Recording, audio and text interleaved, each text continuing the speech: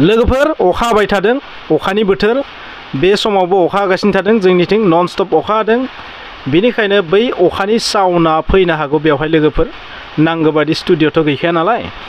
जियानो जाया मानो नोंथांमोना जायफोर भिडिअ दावहानि भिडिअ माखासे नलेजनि भिडिअ बैफोरखौ खालामनांगौमोन नाथाय बेयो थिग जानाय नङा अखानि साउन्डनि थाखाय बेनिखायनो लोगोफोर नोंथांमोना बेबायदि मोजां कन्टेन्टनि भिडिअफोरखौ लाबोआखै जानो हागौ बोथोरा मोजां जायोबा नोंथांमोना जोबोद थाबैनो लाबोगोन बेबायदि माखासे भिडिअ नाथाय पलिटिक्सनि बाथ्राखौ आङो अखा हायोबाबो नोंथांमोनजों शेयार खालामनो गोसो जाबाय माने नमिनेसन होबाय निर्मल कुमार ब्रह्म गाव गावनि बिजाथिफोरखौ नमिनेसन होबाय नङा होमबा बेखौ नोंथांमोना नुबाय बेवहाय माबायदि मानसि गेदारिं खालामनानै दिन्थिदों UPPLआ बेखौबो नोंथांमोना नुबाय आरोबाव UPPLनि दैदेनगिरि नेता बिथांमोननि खुगानिफ्राय मोनसे रावखौ नोंथांमोना खोनागासिनो थादों क्लीन चिट प्रमोद बर' सारखौ नोंथांमोना क्लीन चिट होनना बुंनाय खोनाबाय डेट मिन्स क्लीन चिट जाखानानै दङ निर्मल कुमार ब्रह्मआ बरियासे देरहाखागोन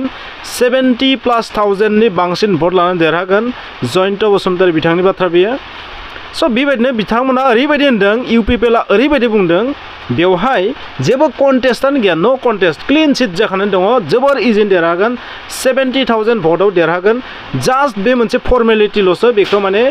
नियम बादि जों इलेक्सनखौ गेलेथारनांगोन नाथाय बेवहाय जेबो साननो गोनां गैया जेबो साननो गोनां गैया 2,16,000 निफ्राय 17,000 भटार्स दङ सिडली समष्टियाव बेनिखायनो बे सिडली समष्टियाव BPFआ जेबो कन्टेस्ट नङा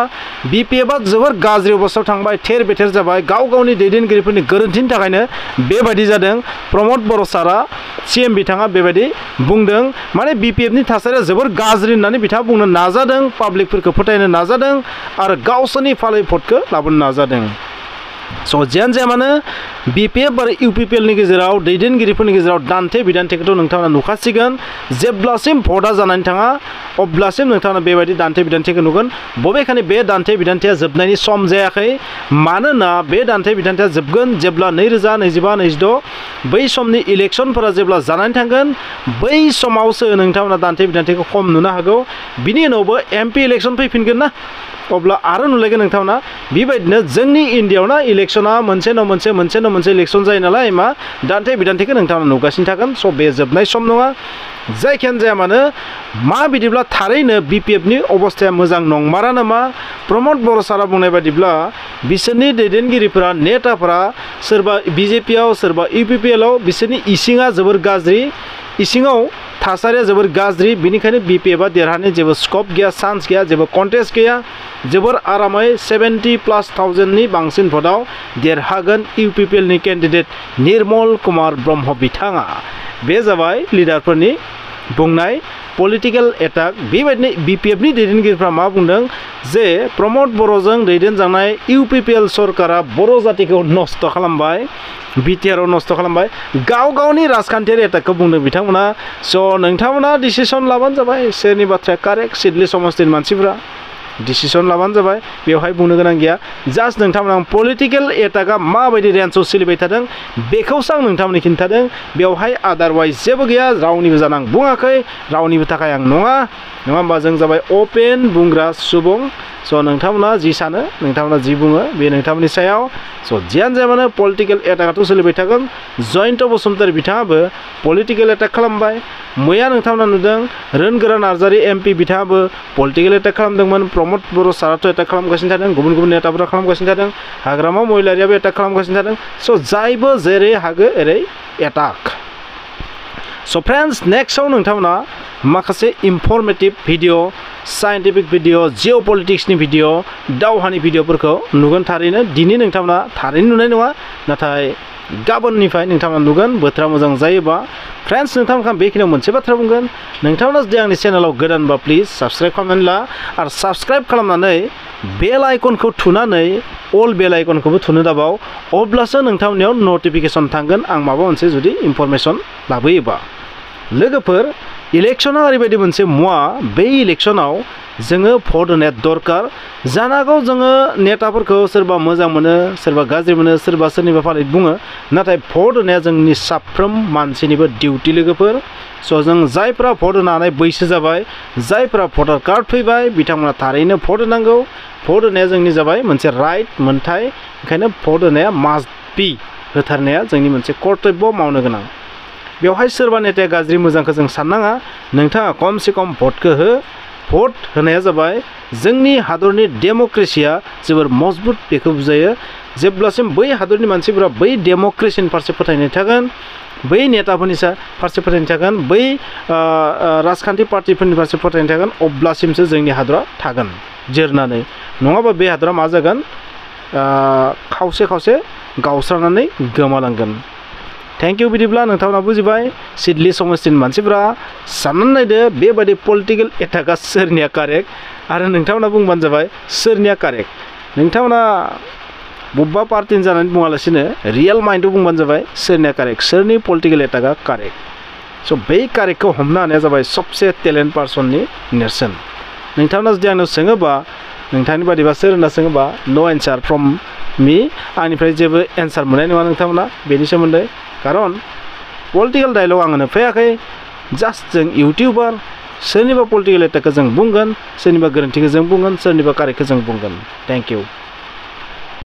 गरजन मोसाहारि बिथांखौथ' आरो मा बुंबावनो बिथाङा सासे गावनो समाजखौ दैदेनबोनाय मानसिमोन सोमावसारनायाव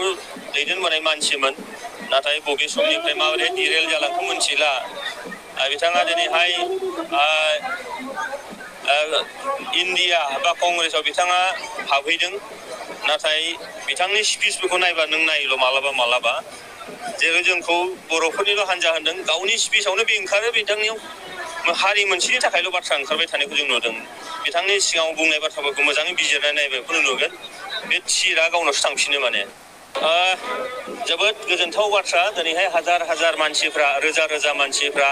सुबुंफोरा जोंनि भटार्स रायजोफ्रा सिडली समस्थिनिया दिनै फैनानै निर्मल कुमार ब्रह्म जोंनि एनडिएनि केन्डिडेट बिथांनो आर'जलाइ गथायनाय बे हाबाफारियाव बाहागो लाफैदों आरो बेनो जोंनि इंगित होयो जे फैगौ 13 नभेम्बराव जानो गोनां बिसायख'थियाव जों जे मैखोम मोनसे देरहानो थांगासिनो दं खमैबो जोङो 70,000 भटआव जों देरहानो थांगासिनो दं आरो बेनो जोंनो फोरमान खालामदों मानोना दिनैहाय UPPL सरकारा जोंनि एनडिएनि सरकारा जोंनि नैबे ओनसोलाव गोजोन थासारि लानानै फैबाय जोंनि गेजेराव रैखाथिखौ लानानै फैबाय जोंनि गेजेराव जौगानायखौ लानानै फैबाय जोंनि हारि माहारिनि गेजेराव मोनसे बिदा फंबाय सानलायनाय जोंनि गेजेराव अनलायनायखौ लानानै फैबाय दा बेखायनो जोंनि UPPLनि सायाव एनडिएनि सायाव रायजो राजाफोरनि फोथायनाया जोबोरैनो दङ बेखायनो फैगौ बिसायख'थियाव जोङो 70,000नि बांसिन भट मोननानै बे सिडली समस्थियाव देरहानो थांगासिनो दं बेयो रोखा नोङो नाय बेयाव गासै 2,10,000 भट दङ बिनिनो जुदि 70% जायोब्ला 1,00,000 माने 60-70,000 जागोन भटआ दा होमबा जोङो जुदि 70,000नि डिफारेन्सआव जुदि देरहानो थांगासिनो दङब्ला होमबा नों नायदो कन्टेस्ट होननाय बाथ्राया बेयाव फैनोनो हाया बेखायनो जोङो जोबोद मोजां मोनसे अनसायनाय रायजो राजाफोरनिफ्राय मोनगोन आरो बेयो जों दा नुखाबायानोसै दा बेयो जेब्लाबो रोखा जागोन बेसेबांसो सुबुंफोर बेवहाय बाहागो लादों दिनै 15,000निफ्राय 20,000 सुबुंखौ जों हांख्रायदों आरो निस्सय बेसेबांनिफ्रायथ' बांसिनबो जि बाइ इलेक्सन बेयो जोबोद गोब्राब इलेक्सन नङा बेयो जोबोद गोरलै इलेक्सन दा बेवहाय जोङो मित्रजोट हिसाबै UPPL BJP आरो AJP जयैनो गेलेगोन जोंनि बिजाथिया फोसावखानाय जाबाय निर्मल कुमार ब्रह्म बिथांखौ जोङो जयै फसंदों आरो बङाइगाव समस्थियाव AJPआ गसंगोन बेवहाय बिथांमोना बिजाथि दङ दा बङाइगाव आरो सिडली बे मोननै समस्थियावबो जोंनि बिजाथिखौ देरहानो थाखाय जों बयबो खामानि मावगोन आसामनि मोनबा जि बाइ इलेक्सन जागोन बेनि मादाव बयनिख्रुइ बांसिन भट दङ जोंहा सिडलीयाव 2,17,000 दा जों मिजिंथिदों जे जोङो बे 2,17,000 जिहेतु जोंहा भट दङ मोनबा समस्थिनि गेजेराव बयनिख्रुइ बांसिन भट लानानै जोंनि सिडली समस्थिनि बिजाथिया मित्रजोटनि बिजाथिया एबा एनडिएनि बिजाथिया देरहागोन आं बेखौ मिजिंथिदों बेवहाय जेबो कन्टेस्ट गैया मानोना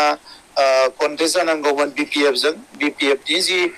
इसिङारि थासारि बियो मोजां नङा बिथांमोना अलरेडि बिथांमोननि मानसिफ्रा सोरबा BJPआव सोरबा UPPLआव गुबुन गुबुन दोलोआव थांना जइन जाहैजोब्बाय आरो बिथांमोननि माखासे गोरोन्थिनि थाखायनो बेबायदि थेर बेथेर जाबाय दा नंखायनो नैबे इलेक्सना सिम्पलि मोनसे डेम'क्रेटिक प्रसेस आरो बियो माने प्राय जोङो क्लिन सिट जानानै दङ होनना बुंनो हायो